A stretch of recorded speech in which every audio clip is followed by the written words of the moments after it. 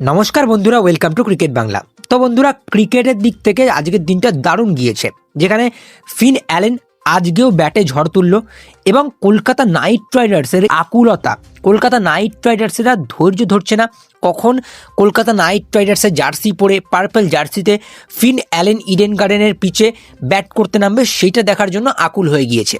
আমিও আকুল হয়ে গিয়েছি, তার কারণ ফিন অ্যালেন যেরকমভাবে ব্যাট করেছে, রীতিমতো দারুণ ব্যাট করছে এবং আজকেও আমরা সেটা দেখতে পারলাম পার্স কচারের হয়ে।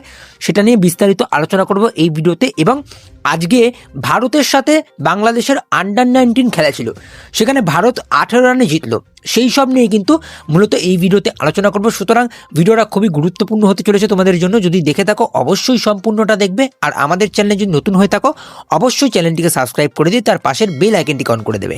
তো চলো ভিডিওটা শুরু করব। সবার আগে আমি ভারতের খেলাটায় আসবো। আন্ডার-19 খেলাটা ভারত বনাম বাংলাদেশ, দারুণ ম্যাচ হয়েছে, নেল বাইটিং ম্যাচ, দারুণ ম্যাচ। খেলাটা দেখে উপভোগ করেছি এবং তোমরা যদি খেলাটা না দেখে থাকো এখনও সময় আছে, যাও গিয়ে হাইলাইটসটা চেক করে নাও। তার কারণ দারুণ ম্যাচ হয়েছে, একটু অ্যাগ্রেসিভ ম্যাচ ছিল, যেখানে বাংলাদেশ প্রথমে অ্যাগ্রেশন দেখায় এবং শেষটা ভারত করে।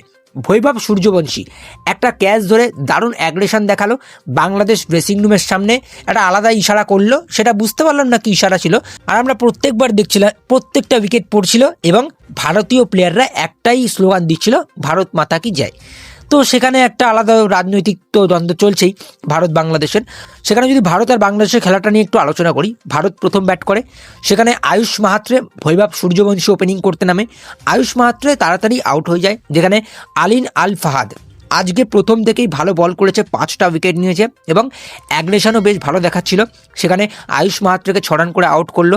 বৈভব সূর্যবংশী আজকেও ব্যাটে ঝড় উঠলো, 72 রান করলো 67 বলে, 6টা 4 3টে 6। বৈভব সূর্যবংশী কিন্তু নেক্সট স্টার ভারতীয় দলে। সেখানে অনেক প্লেয়াররাই রয়েছে যাদের নাম আমি এখনো চিনি না কিংবা তোমরা চেনো না, কিন্তু দেখো ভারতের হয়ে কিন্তু বিরাট কোহলিও আন্ডার-19 খেলেছে, তো তাকেও প্রথমে সবাই চিনতো না, তারপরে আস্তে আস্তে চিনেছে। সুতরাং এরা আমাদের নেক্সট জেনারেশন, তো তাদেরকে নিয়ে তো খবর রাখতেই হবে। সেখানে বেদান্ত ত্রিবেদীও তাড়াতাড়ি আউট হয়ে যায় 0 করে। ভিয়ান মালহোত্রা ব্যাট করতে নামে, তার উপরে এক্সপেকটেশন ছিল তিনি ভালো খেলবে, কিন্তু ভালোটা করতে পারে না, 7 রান করে আউট হয়ে যায়। সেখানে আবিজ্ঞান কুন্ডু 80 রান করে এবং সূর্যবংশীর সাথে একটু ভালো পার্টনারশিপ করছিল, কানিক্স চৌহান এসেও একটু রান করে যায়, কিন্তু খেলাটায় বৃষ্টি নামে, যেখানে 238 রানে ভারতীয় দল অল আউট হওয়ার পর খেলাটায় বৃষ্টি নামে এবং বৃষ্টির কারণে কিন্তু খেলাটা একটু ছোট হয়ে যায়। তখন যে টার্গেটটা বাংলাদেশের সামনে ছিল সেটা হচ্ছে 29 ওভারে 165 রান।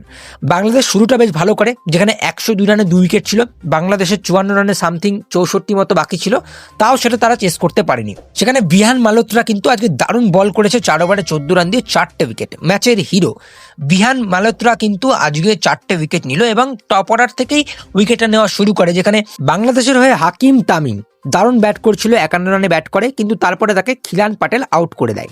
তারপর থেকেই কিন্তু খেলা ঘুরতে থাকে, একের পর এক উইকেট পড়ে এবং লাস্টে কিন্তু 4 ওভারে 38 রান মতো বাকি ছিল, সেই ম্যাচটা যায় লাস্ট ওভার অবধি, 1 ওভারে 19 রান বাকি থাকে। তার আগে মোহাম্মদ রিজান হোসেন নামের এক প্লেয়ার দারুণ ব্যাট করেছিল, মনে হচ্ছিল যে বাংলাদেশকে জিতিয়ে যাবে, তাকেও আউট করলো ভিয়ান মালহোত্রা। সেক্ষেত্রে ওখানেই মনে হচ্ছিল যে ভারতীয় দল কামব্যাক করে নিয়েছে এবং জিতে গেছে প্রায়।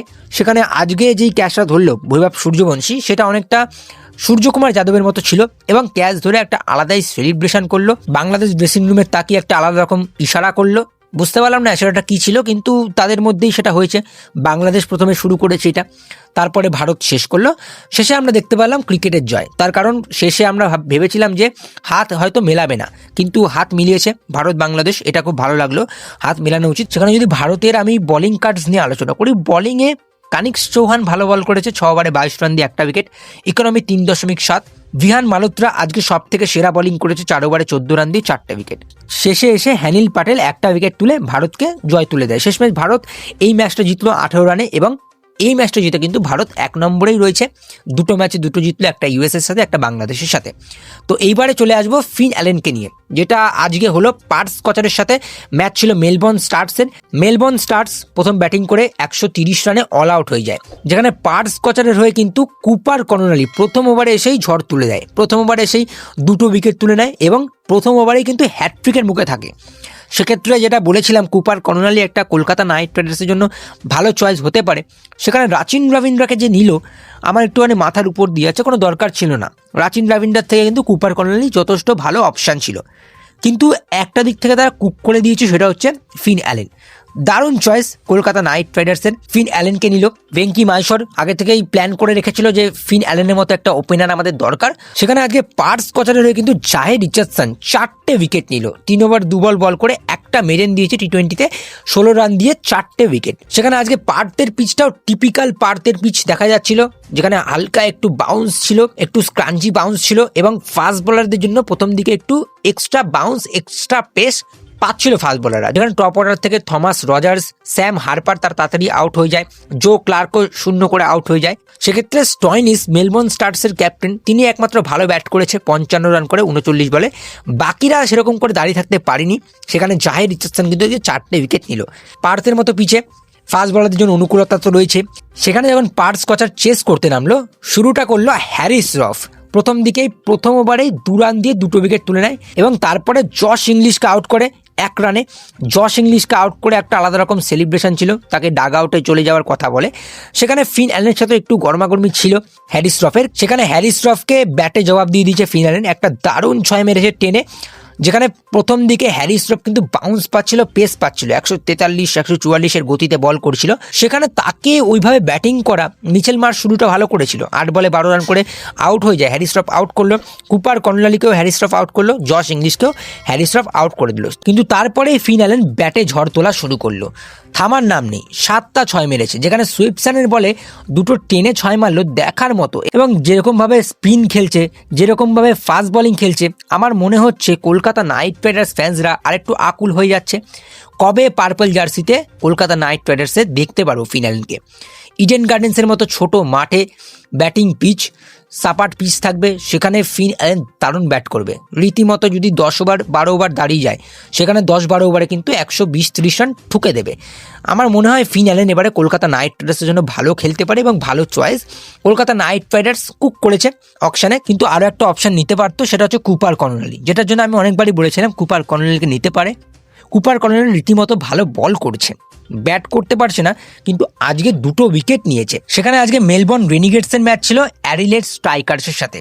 সেখানে এক্সপেক্ট করেছিলাম যে টিম সাইফার আজকেও ভালো খেলবে, কিন্তু আনফর্চুনেটলি তিনিও কিপারের কাছে ক্যাচ দিয়ে দেয়।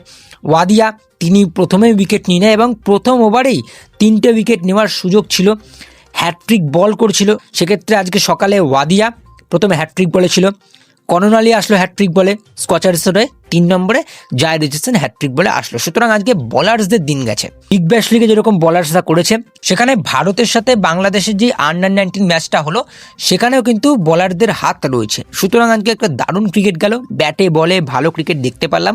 উমেন্স ক্রিকেটের ম্যাচগুলো হচ্ছে, কিন্তু কভারেজ আমি দিতে পারছি না, দেওয়ার চেষ্টা করব পরের ভিডিওতে। তো আজকের ভিডিওতে এতটুকুই ছিল। যদি ভালো লাগে অবশ্যই বেশি বেশি করে লাইক, বেশি বেশি করে শেয়ার করে দিও। আমাদের চ্যানেলে যদি নতুন হয়ে থাকো অবশ্যই চ্যানেলটিকে সাবস্ক্রাইব করে দিয়ে তার পাশের বেল আইকনটিকে অন করে দিও। তো চলো আজকের ভিডিওতে এইটুকুই, টাটা।